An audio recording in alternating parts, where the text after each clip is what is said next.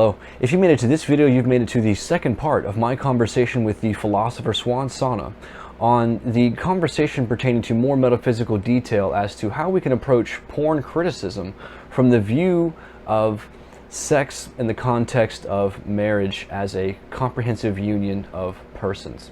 So specifically in this conversation, we examine a little bit more metaphysical detail, what it means for men and women to participate in the procreative act of sex, which has teleological ends towards procreation and reproduction, what it means for men and women to enter into a comprehensive union, and really examine some arguments and questions and objections that might exist with such a view of the world. As I said in the last video regarding the introduction, God bless you, thank you, I hope that you accrue profit wherever God reveals it to you, and that you may really investigate these questions a little bit further, and especially engage, perhaps though rare it is, the serious intellectual Christian intention that is invested in the sphere of pornography and sexual ethics. So of course, enjoy the video and share as you see fit. God bless you and thank you. That's kind of something I'm scratching at now, is that kind of dualist kind of problem with certain sexual theories, or at least approaches to sex, because there is a sense in which, of course, people readily recognize that they are mind and body, or that there's something at least more to them than just, flesh and bones, so to speak. But then, of course, they make this kind of separation in self, and that this is really where you find all these different theories in psychoanalysis, existentialism, that talk about the division of the self, right? Even Nietzsche, I think, kind of precedented it by saying that love is really just a struggle for power among the sexes. And then you also have Sigmund Freud, who talked about, again, the fragmentations that exist within the self. Mm-hmm. And that, C.S. Lewis, I mentioned recently, he piggybacks Freud in a way. He really agrees more with Jung, but is more interested in Freud, and says that really legends and myths and all these stories that we get through history are not just, in Freud's view, just pointing us downward to our passions, which are just repressions of sexuality and violence put on us by society, but that they instead point us upward, such that the myths of like Psyche and Cupid that we read are really just ways in which we're pointed to our higher natures. So Lewis was getting to something there, but he was wrong to have that kind of view of the fragmentized self. And so I'm arguing in a paper as well that essentially the Platonic or Cartesian dualism of Western philosophy has brought about all kinds of damages and horrors that exist, not just in philosophy, but in theology, sexual ethics, psychoanalysis, and all kinds of things too. Yeah, I think one thing to emphasize too is that a lot of people listening to this who might not agree with us, they might think like, oh, well, this isn't my view of sexuality, right? This isn't how I view things. I have a much more kind of holistic and rosy view of things, right? The point that we're trying to get across is the large reason why everyone is confused about sex is because, like, one is that we have these holistic aspirations, but then the second thing is that intellectually speaking, we bought into a system that largely just treats those desires, those really deeper longings, and almost like the longing for the transcendent, if you will, that place in which we are safe and secure and whole, and where we're not totally subject to just our smaller bits, but we are a comprehensive unity, right? We bought into a philosophy that's kind of trashed that view of the world. So then think about our conundrum right now.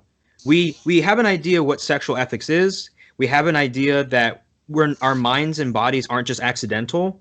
But intellectually speaking, how we articulate human sexuality and morality is a fragmented system.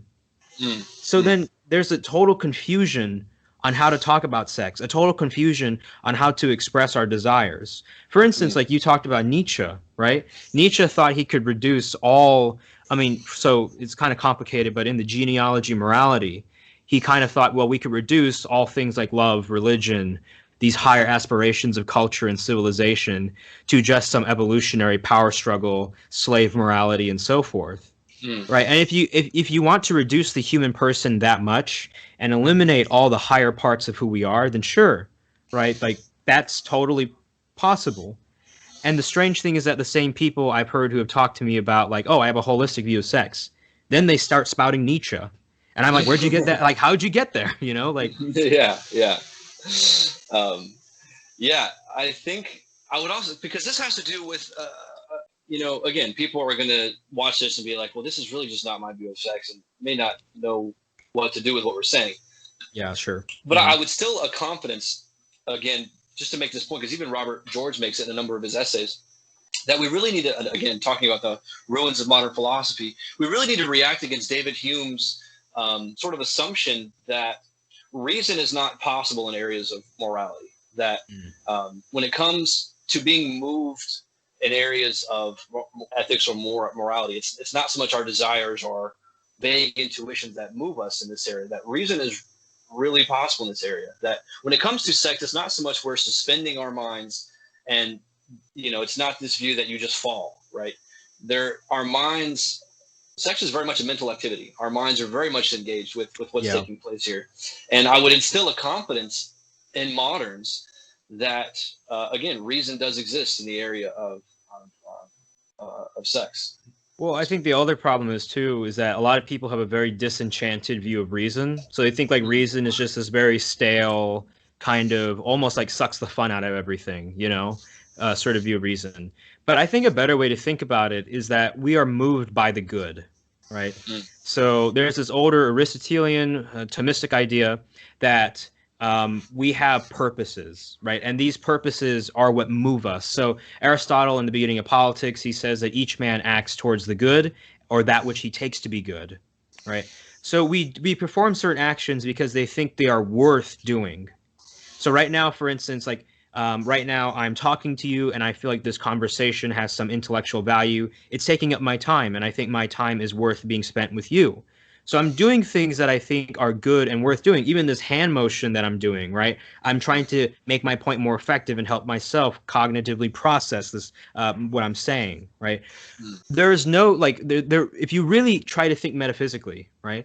There is no way in which a human being acts, and it's totally unintelligible, right? So even let's take it here. Like maybe like you could include things like maybe a seizure, right? But then a seizure is a reaction of when something isn't acting as it should, right? But then nonetheless the chemical reactions are happening to try and make that happen, right? At least in the brain. So the point that I'm trying to get across is this: if we consider reason to be our guide, one of our guides to help us towards the good, towards fulfillment, and like, look, we perform actions all the time because we think they are worth performing. Reason is going to help us order, okay, and think about what is worth doing, what is worth my life, my time, what's going to get me to the good life. And then at the same time, in order to have a good conception of reason, you can't believe that your reason is separate from your body. Your body has reasons. Your body has desires. Your body is also moving towards the good. So you can't pretend as if your intellect is a tool in the entire asset, right? And it's a very essential and important tool, right? And the ultimate goal, at least on Aristotle's view and Aquinas' view, for morality, for ethics, for life, is happiness. And by happiness, they viewed it as a total, honest fulfillment.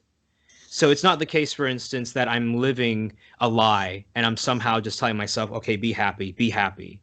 It's like you can honestly, at the end of the day, look at your life, look at what you've done, and say, yes, I am happy. I have done the right thing.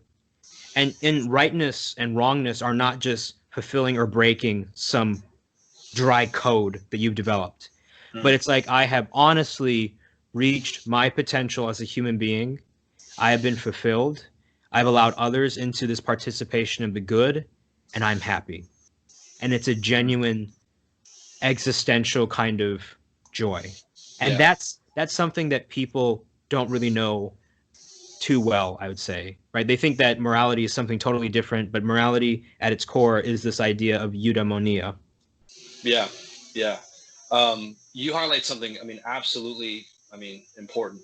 It's because for me, what is so significant about this whole debate is the essence of that point, not so much having it be understood, but really having it lived out.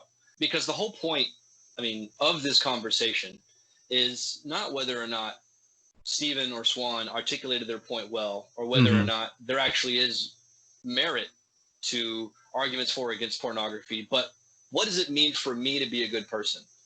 And this isn't to separate the person from the issues that we're talking about, but it's just saying that there must be a concrete attention towards self-reflection and how one relates to these issues, right? Because this is for me why Kierkegaard is so important, at least in this conversation, because over and over and over again, he's constantly reverting you back to that constant consideration. So there's the lower level Socratic question, which is, what does it mean to be a human being? And then there's Kierkegaard's question, which is, what does it mean to be a Christian? And Christians, especially in this area of pornography, need to find out how to kind of best unite the two. And interestingly, Kierkegaard takes this direction of building on the Christian view that we're lost, or that we're sinners. Like, for example, it takes more evidence to convince someone that they're sinners than that they're saints. Yeah. And so he deepens this view to say that, well, we're constantly doing expressions of our being, right? Like, just as you mentioned, the hand motions, the various little decisions you make throughout the day, which are your kinds of reflections or testaments of what it means for you to be Suan, to be Stephen, and so forth. So there's a sense in which coming to be is inevitable, it's inescapable. But what's really frightening about this whole issue is that it's incomplete, right? Yeah. So no matter what we realize in life or what we come across in our journey in this life, it does come to an end, right? But that doesn't mean it's complete, right? Something can end or stop kind of functioning, but that doesn't mean the conditions for which completion have been met have taken place. And that's kind of the frightening situation with really all of us, that we are on this sort of quest of what it means to be, which is inescapable, it's incomplete, and it's unavoidable. And that point is very Kierkegaardian, it's very Pascalian as well, and very Augustinian.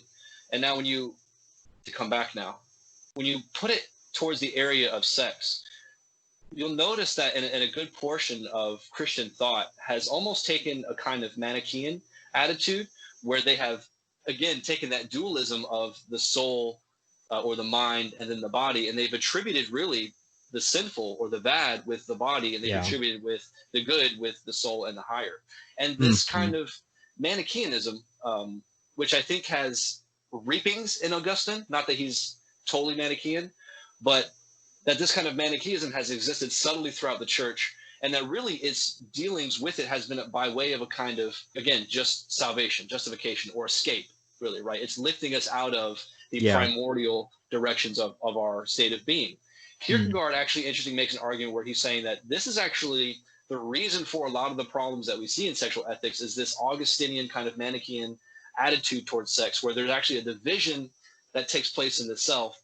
And then this is why and where you find, for example, attitudes of people who have private vices to such magnitude degrees, because there's this despondence that exists between the inner and the outer. That was it. Yeah, so I mean, and this is naturally branching into my point too, which is that I think that over time, so it's kind of weird because philosophical arguments nowadays are just so messy. But the general point is that I think oddly on this view, like us traditionalists who hold to that kind of this unified view of the person and not this dualistic fragmented view, we actually give more respect to human emotions than I think the other views claim to. Sure, right? Yeah. So like, for instance, when I think about like some issues related to sexuality or philosophy, I, usually before, like, I would think about it purely rationally speaking, leave aside my body, just my intellect, okay, so it's just a contract between two peoples, and then everything else is kind of just accidental, right? But when you really listen to the hungers of your heart, right? And even like Roger Scruton has this point in his book, Sexual Desire, like a lot of people who engage in the sex act, they naturally view it as something unifying and bringing them closer to that person. And even people like years later who originally lost their virginity in their teenage years out of wedlock, right? They later say like, oh, I really wish I'd waited, because there was something significant about the sex act, and they don't know how exactly to describe it, but it was there. And then even some of my friends who are in the hookup culture, we'll have these conversations and I'll be kind to them, but I'll say like, do you ever have any shame or regret? Some of them will say yes, they do.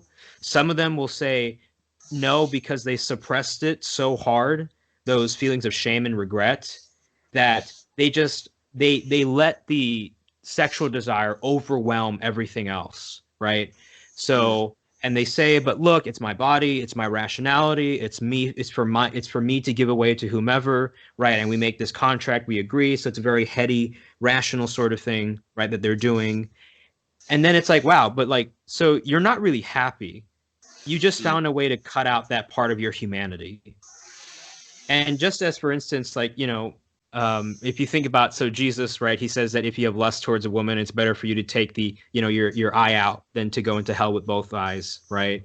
I mean, but if you think about it though, right, that's a hyperbolic point. But imagine, if you will, that someone literally, tore out their conscience, tore out their heart, and then said, yep, I'm going to try and be fulfilled this way. So you necessarily have to fragment yourself to adopt that view.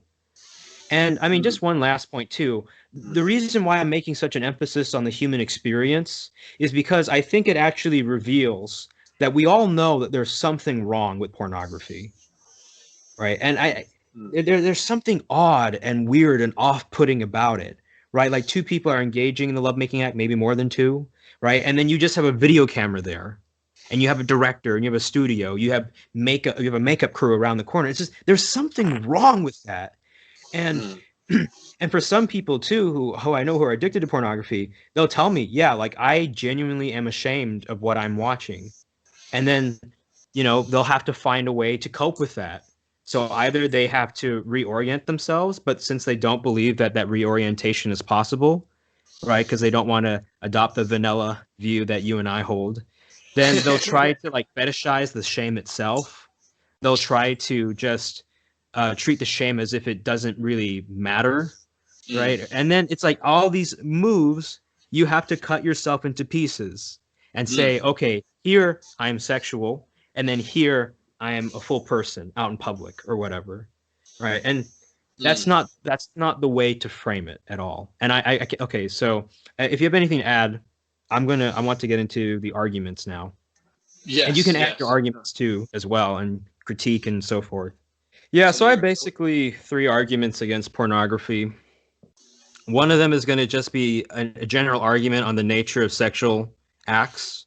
And the second is going to be like the moral ecology argument. So just actually looking at the implications of our positions on this matter. And then the third is going to be an actual argument looking at the aesthetics in question. So I mean, a lot of people say that pornography is just art and it's art like anything else. And I'm just going to say, no, that isn't true. There's actually something fundamentally lacking here. So let me just go to the first argument. So the argument is that marriage is the proper end of sex. And marriage is understood as the comprehensive union of 2 persons towards fulfillment. So, for instance, when I say comprehensive, it goes back to this idea of a mind-body unity. Right. So, in some ways, me and you, Stephen, like if we were playing a basketball game, right, we could be physically complementary to one another. So, for instance, I might shoot the ball over to you, you shoot it into the hoop, right? There's a kind of cooperation that's going on there, right? But the difference is that this idea of comprehensive union, right, is not there. And this is what properly individuates the sex act from other kinds of acts in question. So, for instance, right, like when we were debating in 2015, I believe, Obergefell v. Hodges, there was a question that was raised in the Supreme Court, which is, like, if we accept the view that marriage is just an intense union between 2 people, then why does it have to be sexual? Like, what in particular makes the government interested in the sexual activity of adults? Why not just leave it totally out of the picture, or so forth, right? Why not say that the unifying act is tennis, for all that we could say, right? Yeah. And some people would say, well, that's not emotionally intense, right? Or that's not what the kind of thing. So then it all becomes kind of, unprincipled and down to what your general hunch is, right? But if we go back to this idea of the mind-body unity, right? When you engage in the sex act with somebody else, you are physically ordering both of yourselves towards the generation of new life. And this is the unique feature that you and that opposite sex person have when you are engaging in the sex act, right? So there's a bodily component there, but there also has to be an intellectual component, right? And the intellectual component comes from the fact that not only are you agreeing to enter into this very sensitive act with this person, right? But you're also acknowledging that that this particular act, because it can form another human being, so this other human being comes out, right, as a full, comprehensive, rational animal substance, right? This creature is going to require physical sustenance. It's going to require physical care. It's going to require all the levels of personal intimacy and attachment that are required in just a regular, true relationship, right? The point is that if that's the effect of the sex act, so that is what, that's the effect of the sex act, then you cannot properly engage in the sex act initially as the cause, right, without those kinds of commitments, because the effect in question is demanding you or has certain expectations upon you in the first place, if that makes sense. So I mean, and like I've on your channel or your Hellenistic Christendom page, I had a article, Sexual Faculties and Sexual Ethics, right? So there's just no question that the teleological faculty of sex is towards reproduction. And even when people say, well, what if I use it for pleasure, right? Well, if you think about it, like, pleasure is moving you to do certain actions, and you can get pleasure out of it, and that motivates you to do the action, right? But what's the end of the action itself? The end of the action itself can't be pleasure, because I can do all sorts of things that bring me pleasure, but that doesn't mean that they are all in principle the same act, right? So what individuates each of the acts are their ends. The end of the sex act is reproduction, and what you produce from that sex act is another holistic human being who requires physical care, who requires love, who requires all sorts of the levels of care in question. So when you engage in the act with the other person, if you're not prepared for that effect, which is that other human being, and if you violate also the physical part of it being the teleological part, right? Then you already produce a fragmented view of human sexuality. You presuppose a fragmented view of the person, yet you have now produced into the world a whole person. If that makes sense. It's kind of almost like a proportionality point. Of course. But it's this other thing too that we've already discussed, right? Teleology. We've already discussed mind-body unity. We've discussed how you technically do not have the power, as if your intellect were separate from your body, to tell your body, here, these are what your ends are. This is what will complete you, if that makes sense. Yeah. So then going back to the point in question, because, when you engage in the sex act, you produce another human being, right?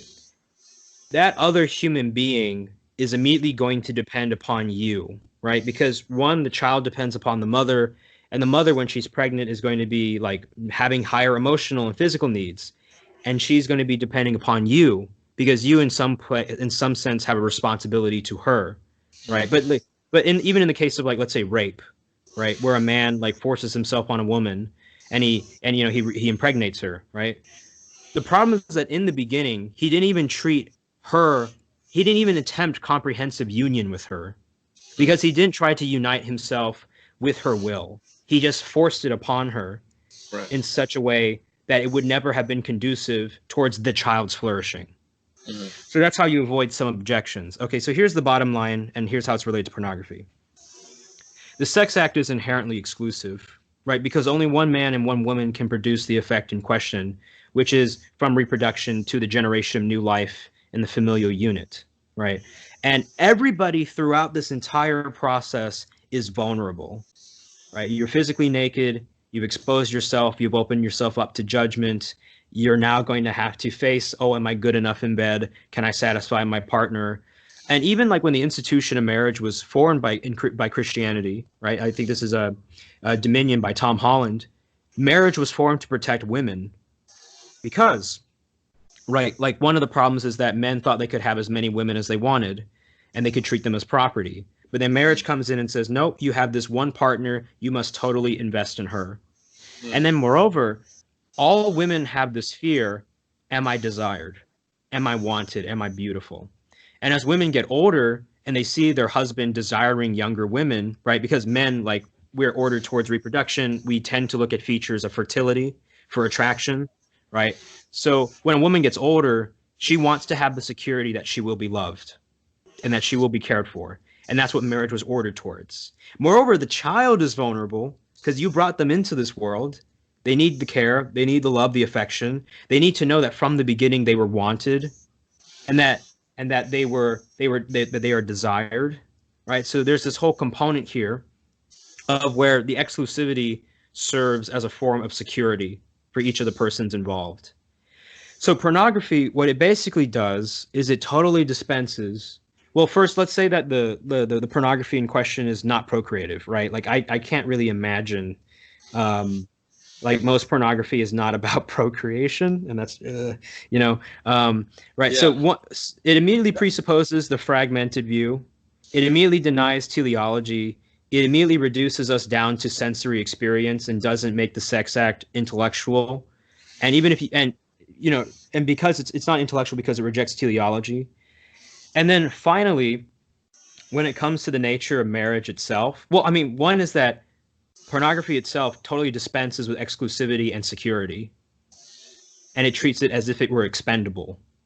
So then in the process, when you apply this in the context of marriage, right, and you have, let's say, like you're with the going back to the pornography scene again, where everybody's just around there, the film director, everybody's watching, critiquing, doing retakes, right? It's no longer an exclusive act. It's just totally out there for everybody to see. And it's not about you and that person anymore. It's about the consumer watching, about the director, about the makeup artist. It's not about you and that person. Yeah. They're just a means to that end. Yeah. But one question with respect to this argument is the nature of that teleology, right? So are we to understand that when something is fulfilled to its end, when an act has been fully brought out to the intentions which were entailed, that's considered a good thing, right? Yeah, so that's considered part of the good, right? Okay. So for instance, this goes back to kind of like the convertibility principle, right? So the convertibility principle says being and goodness are interchangeable, and it conceives of goodness as a kind of fulfillment, right? A kind of potency being actualized. So there is a sense in which, for instance, like the sex act involves the intellect and involves the body, right? So suppose that I'm using my body properly in the sex act to achieve procreation, right? That's considered a good on a mere teleological level of the physical body, right? But if I don't consider what the will of the other person is, right? If I don't consider the fact that, the act that we're engaging in is going to lead to the generation of new life and a new human being, and I just view that person as a physical body to get pleasure from, right? Then I'm also introducing that division within their own humanity. Yeah. If that makes sense. So Aquinas calls it total perfection. The act has to have a total perfection to it. And I think it's like, can't be intrinsically disordered, the surrounding circumstances, intention, some other things like that. Yeah.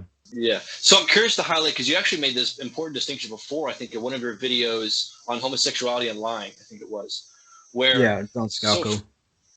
So, for example, we take some action, which is teleologically directed towards some end, but let's suppose that was interrupted in some way. Like, for example, there's a husband and wife having sex, but only for sake of pleasure, right? They don't have the procreative aspect in mind. They're just doing it because they want to enjoy each other, or what have you.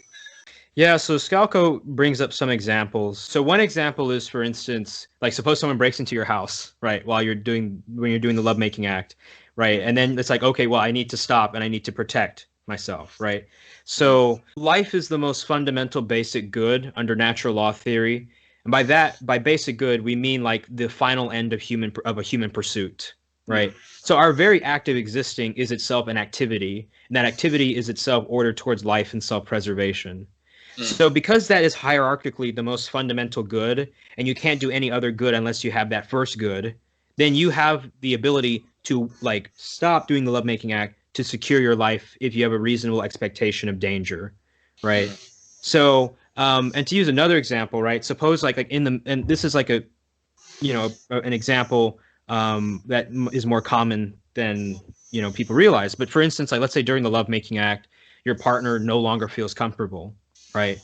Well, then you cannot impregnate the woman in question, because if you do, then she's not ready. She's not willing to be a mother, right? So then you would not be treating her. So if you kept on going, then you'd be treating her as a physical meat bag of pleasure for you, Yeah. and Yeah. not as her own person in the holistic sense of the term. Yeah. But what is the difference between a married couple having sex for procreation and a married couple having sex not for procreation? Is there any moral Yeah. significance between the two? Yeah. So, I mean, one example that you can think about is like natural family planning, in which I think like a woman is infertile for a certain period of time after like her period or something like that. And then what happens is some couples decide, okay, during that time period, we're going to engage in the sex act, right? So I've heard, so I'm going to interview Gavin Kerr next week on some classical theist metaphysics, but I remember he gave a lecture defending Humanae Vitae, which was Mm. an encyclical of the former pope. And the idea there is that because the act itself is open towards procreation, right, and that the couple is not actually actively preventing their faculties from reproducing, but they're just following the natural pattern of things, Mm. then it becomes permissible to engage in the sex act, being open to procreation, but not having that be like the primary desire, if you will. So for instance, let me put it like this, right? When you engage in the sex act, you remain open to the possibility of procreation. So you are allowing your body to be naturally ordered towards its natural end, as your partner is as well. And you are acknowledging, right, that this act is procreative. You're acknowledging that. But it's possible, right, that like in your mind, like you just want to have a good time with your partner and you're not thinking about, oh, we need to make a kid, right? Mm. Yeah. Right. So then the argument there is that it's still permissible to act in that way of not necessarily being like, okay, my primary directive is to have a kid, but it's so long as the act itself is open towards that end. Right? I Because see. suppose for instance like right, so the idea is that you cannot intend to violate the faculty in question. Right. So suppose that I intend to be open to procreation, but I also intend to engage in a pleasurable act as well with my partner. Right. Mm. Um, you are not intending to avoid the end in question, if that makes sense. You're still aiming towards it. You're still open to the possibility of it, but it's not going to be the number one thing that you're pursuing. On the other Yeah. hand, if you use a contraceptive, if you're engaging in, let's say, other forms of sexual activity, then the end really in its totality is not procreative at all. So I have a question now. Is it the case that all sexual acts are only morally permissible under the context of marriage, or is it that marriage just is the best protection of the procreative act, or some variation of that? Does that make sense? Yeah. So I would say that sexual activity is only permissible in the context of marriage. And the reason why is because, first, if we define marriage as a comprehensive union of man and woman, so we have to talk about the wills, we have to talk about the physical component of it, but also there's introduced into it an institutional component.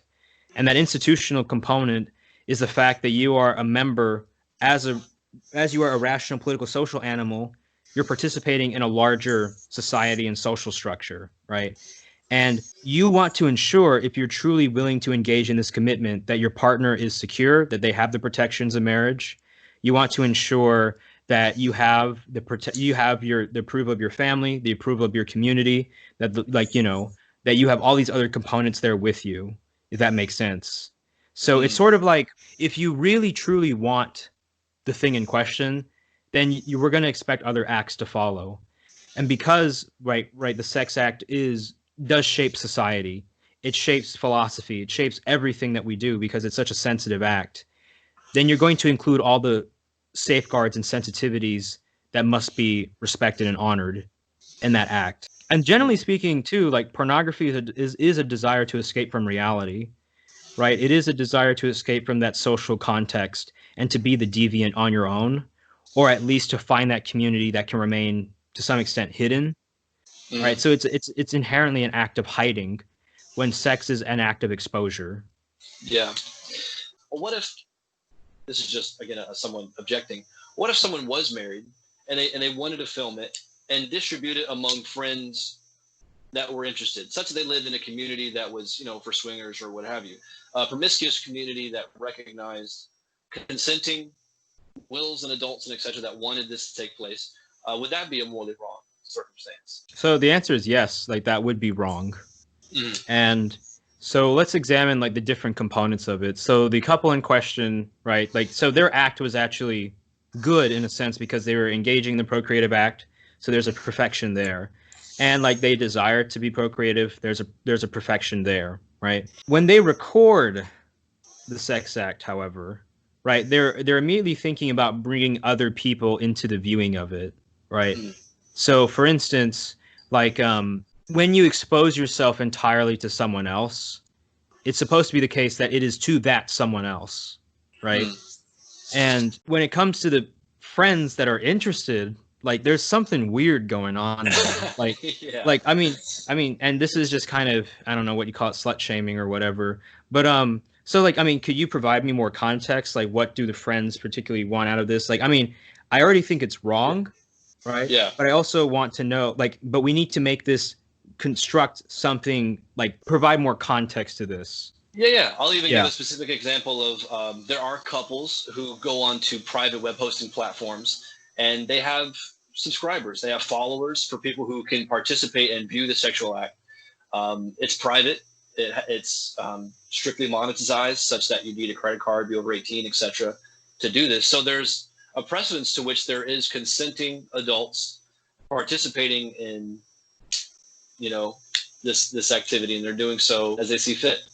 I guess that might be one example. Right. Okay. So then it's like it's excluded down to a niche community that might use it towards helping their marriages, right, or assisting them in the process, right? Sure. So then one of the problems is that immediately, like, so first, one of the first immediate problems that I can think of is when it comes to the case of like the friends who are trying to watch it and the people who are producing it, they have no idea if those people will use it to like masturbate. And under natural law theory, right, masturbation is a violation of the human good. Because one, it's an act that's not even open to procreation.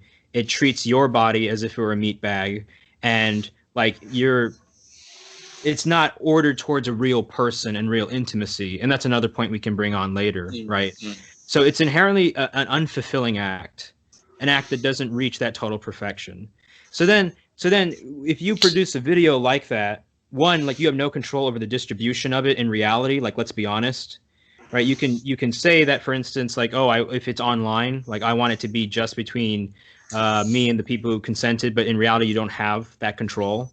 So you're engaging in an act that requires that level of specificity, but you know that you cannot achieve that level of specificity. Interesting. Yeah, and then the other thing is too, when it comes to the people trying to use that to assist their marriages, I mean, there's plenty of social science data that isn't actually true. And then second, if you're comparing your body to another way in which a person does the lovemaking act, then you are trying to copy or emulate that lovemaking act and not trying to be present in the moment with your partner and figuring that out with them, right? And saying, like, for instance, like a lot of women who talk about when their husbands watch pornography, the women will actually watch it too later and figure out, what am I not doing? What does she have that I don't? And this goes back to why marriage has that exclusive element for security, for protection. I mean, and it's better too if the couple just actually sat down and just talked about it, right? Like, what's so hard about that? And like, yeah, it's awkward, it's difficult, but it's better than using some surrogate when your relationship should be about you and that person, if that makes sense. Yeah. No, yeah, absolutely.